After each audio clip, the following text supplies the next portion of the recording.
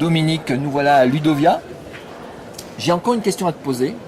J'ai bien une petite question, c'est pas 1000 euros, mais pas loin. Est-ce que l'externalisation numérique des connaissances rend nos sociétés plus intelligentes? Oula, oui. Bon, le constat qui est fait partout et qui est très central et qui d'une certaine manière est une prolongation d'une dynamique historique qu'on peut faire remonter à l'aube de l'humanité. Hein. Et d'ailleurs, beaucoup des auteurs qui soulignent cet aspect le font remonter à Leroy-Gourand, à l'invention de l'outil. C'est-à-dire la fabrication de l'humanité, de l'humain, hein, au sens le plus, voilà, de l'espèce, de ce qui nous caractérise, c'est qu'on a constamment développé des capacités cognitives en déportant vers l'environnement nos savoirs. Hein. Et donc c'est l'outil, c'est le livre, et aujourd'hui c'est le numérique. Et donc finalement il y a une sorte de, un peu idiot de le dire comme ça, hein, mais dans lequel on allège notre mémoire interne au profit d'une mémoire externe qui va devenir le support d'activité, d'information, de prise de décision, et qui est ce déport constant. C'est ce que Michel Serres appelle la dévolution cognitive. Voilà, Stigler, lui, qui revient à des termes platoniciens, appelle ça les hypoménata. Hein. L'anamnèse, c'est ce qu'on a dans notre mémoire, en nous, ce qu'on garde en nous, et ce qui nous a obligé beaucoup à apprendre par cœur et à stocker énormément. Alors, en fait, on continue à stocker, hein. Mais d'une certaine manière, stocker qui maintenant on peut les mettre dans les hypoménata, donc ces sortes de mémoire externe. Alors tu es greffé de partout de ces mémoires. La mémoire, je ne peux rien faire. Hein, qui fait qu'au moment où tu vas avoir besoin de te saisir d'une information, et je dis bien information, j'ai pas connaissance, besoin d'une information, on va pouvoir y accéder, la solliciter, la mettre en œuvre de façon extrêmement pratique. Alors vraiment la transformation numérique, c'est cette idée que cette mémoire, elle est d'une accessibilité constante maintenant. Moi, je me rappelle de ces, puisqu'on discute tranquillement à Ludovia, de ces moments de repas de famille, une dispute à table et on va. Voilà. Bon, c'est vrai. Le dictionnaire, le voilà, une définition, un mot, une date de naissance. Voilà. Louis XIV, c'était quand, enfin des choses comme ça. Et ben le quid a disparu. C'est vraiment, il y a assez peu de substitutions dans le monde des technologies, de la connaissance et du savoir, mais là on a vraiment un outil qui a été qui a disparu de la circulation parce que on veut remplacer tout ça et que maintenant on accède à l'information de cette façon très très rapide. Alors évidemment ça engage une question qui est assez centrale, ce qui est de savoir si on déporte ces informations vers l'environnement, à quoi consacrons-nous la formation de notre propre anamnèse, de notre mémoire, de nos capacités cognitives.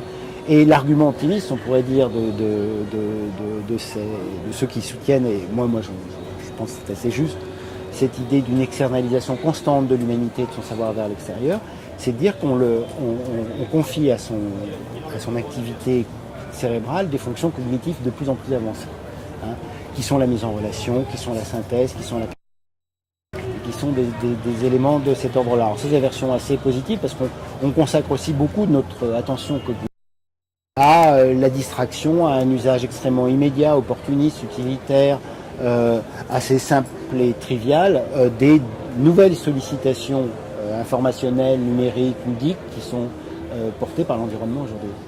Je reviens à ma question, c'est est-ce que la société devient plus intelligente? Alors, parce qu'elle devient de plus en plus complexe. Oui.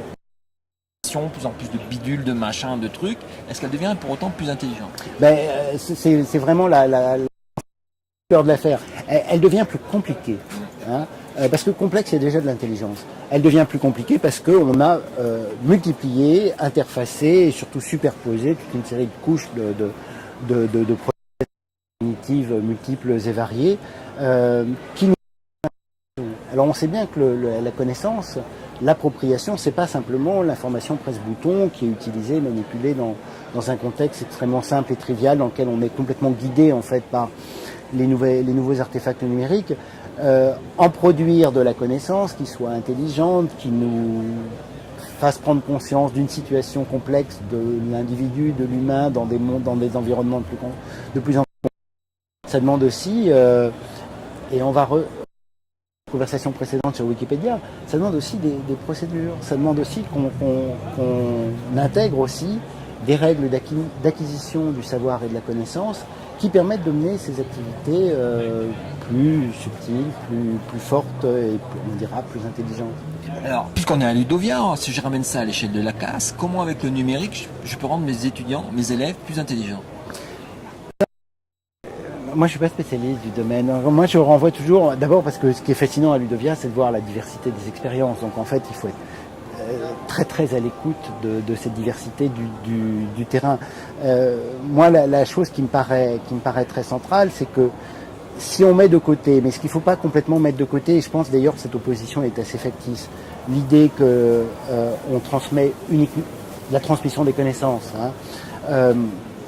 On fait reposer désormais sur l'enseignant des activités pédagogiques, procédurales, de plus en plus fortes. Et donc on donne une autonomie pédagogique de plus en plus forte aux enseignants pour que qui en eux-mêmes ne font strictement rien dans la classe, soit utilisent des dispositifs, des exercices, des activités collaboratives, des manières de transférer le savoir d'une classe vers une autre, d'une classe vers Internet, d'Internet vers la classe, etc., qui soient, elles, profitables et enrichissantes pour les étudiants. C'est là qu'il y a un enjeu un petit peu délicat et qui nous rend un peu frappé par ça, et je suis toujours un peu gêné de le dire, ça peut avoir un côté un peu libéral qui n'est pas du tout ma tasse de thé, mais c'est de dire que ça renvoie quand même une partie de la responsabilité vers ce que nous en faisons.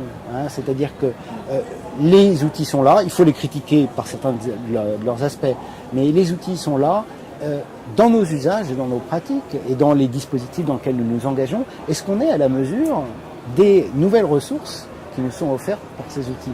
Est-ce que finalement, dans les pratiques et les utilisations que nous faisons des dispositifs numériques, on n'est pas très en deçà des potentialités qui nous ouvrent. Et c'est toujours très frappant de voir que sur plein d'aspects, on a des situations dans lesquelles on trouve sur Internet toute la musique et toute la cinématographie du monde, et quels sont les films et les vidéos qui sont les plus lus, les plus écoutés ou les plus vus. C'est toujours les mêmes qui sont celles du hit parade, etc. C'est-à-dire que dans nos pratiques, les possibilités nous sont offertes d'avoir une véritable diversité des styles de vie, des manières de les mettre en pratique.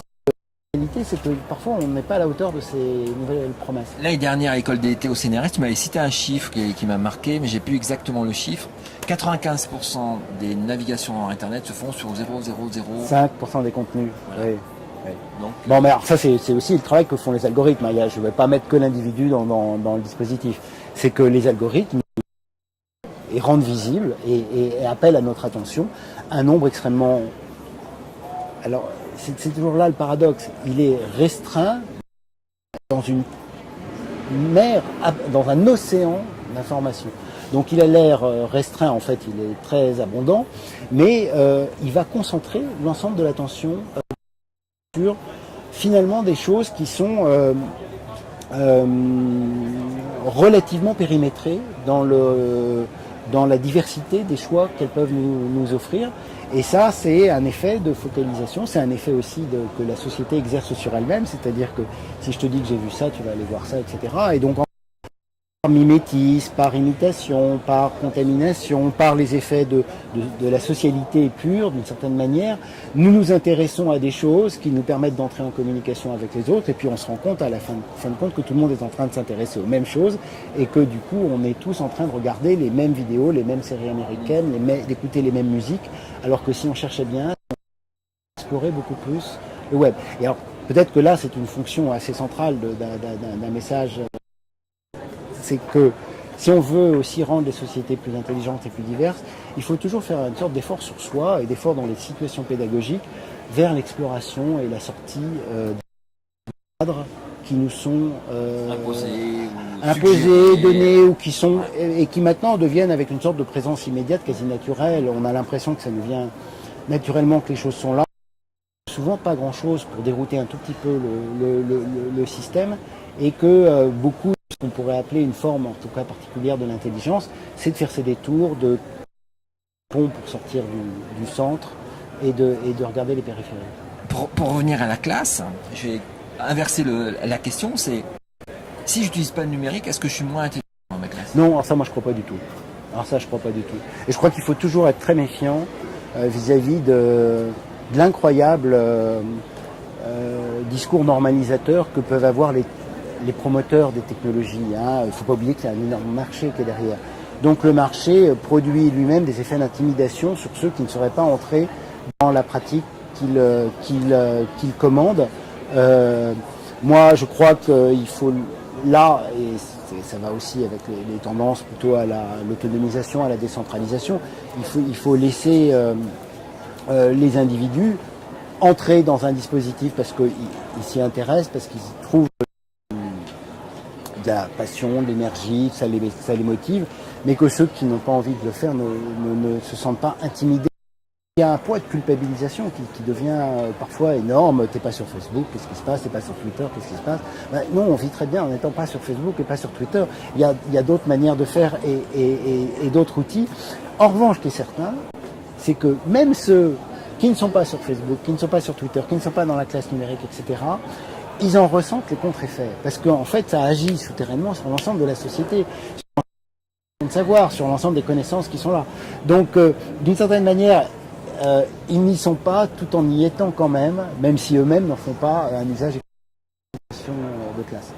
Eh ben, moi, je pense que c'est une bonne conclusion. Merci Dominique. Merci à toi.